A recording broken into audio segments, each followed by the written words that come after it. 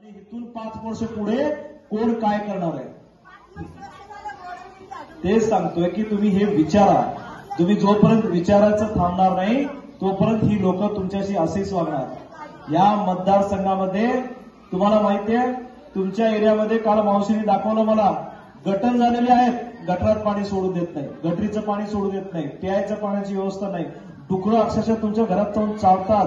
एका मावशीच्या घरात ते लिंगायत समाजाच्या बिचाऱ्या त्यांच्या घरासमोरचं पाणी ती राहतात कशी मावशी हा मला मोठा प्रश्न पडला.